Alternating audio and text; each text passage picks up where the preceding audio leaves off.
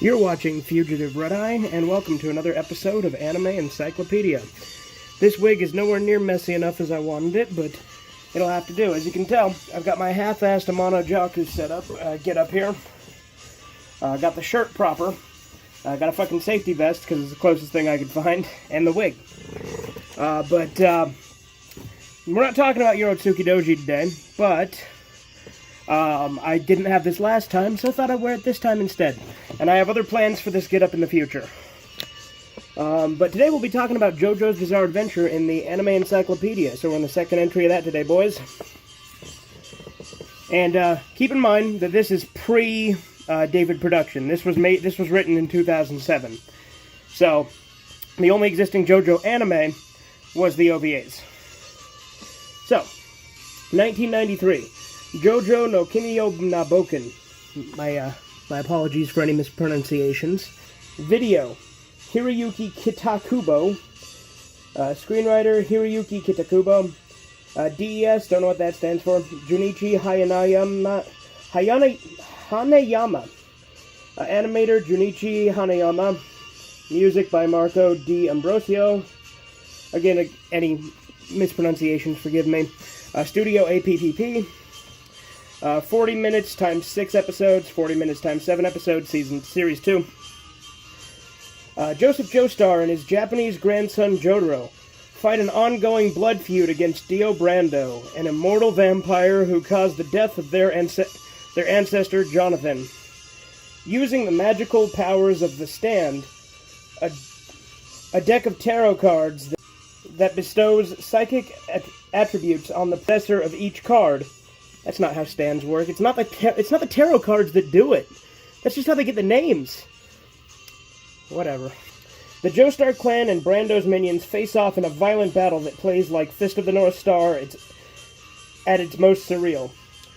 With its warring secret elites and magic trumps, JoJo owes a considerable debt to Roger Zelanzi's 9 Princes in Amber from 1972. Particularly considering the immortal undertones of its hero. I mean, I wouldn't really say Jotaro is immortal, or Joseph. Well, Joseph kind of is, because Araki has never shown him actually die, and he basically actively fakes you out on it on several occasions, but yeah.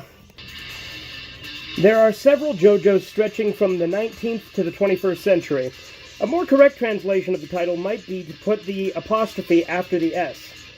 Bao, creator Hirohiko Araki's 1987 manga in Shonen Jump, begins in the 1880s when an Aztec death mask causes trouble for all who come into contact with it.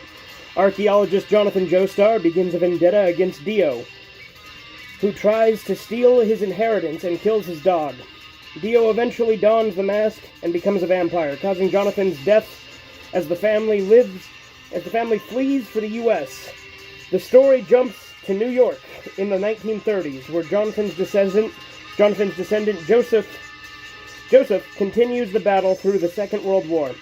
Before the story moves to the 1980s, with Jotaro Kujo, Joseph's half-Japanese grandson, the anime version deals primarily with the 1980s incarnation, as he and Joseph fight Dio while he tries to heal his terrible wounds. His disembodied head has been sewn onto the body of Jonathan Joestar, and activate his ultimate trump card, the ability to stop time.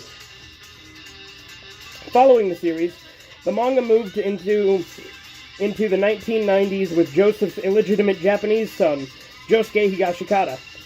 Then in the 21st century, with the Italian Giorno Giovanna, who, although officially the son of Dio, had been sired using the genitals of Jonathan, and hence the uncle of Joseph. Technically that's true, I just think it's funny the way they decided to phrase it. The most recent member of the family to take the JoJo mantle is Jolene Kujo. That's no longer true, although it is within that timeline, with that continuity. But with the Steel Ball Run universe, obviously there's more recent ones, but that is the most recent one in this original continuity, even now, obviously, because they're in a new universe now. Uses her powers to escape from a Florida prison. Gripping Gripping, despite low-grade animation, the 1993 JoJo series was overlooked during the anime boom of the 1990s, reputedly because of prohibitively high asking price for the rights. The original JoJo remained unreleased in English for a decade, perhaps because the anime was always intended to sell the 87-plus volume manga, and one could not be sold without the other. Another possibility is that the license had been considered by the US companies, but turned down because of the surreal in-jokery of the characters' names. In the style of Bastard, the series is full of musical references, including Psychic Warriors, Mariah Carey, Bette Midler, Ronnie James Dio, Cream, the Psychic Dog Iggy Pop, and even the titular character himself, JoJo, was a man who thought he was a loner, who hails from the Beatles song Get Back.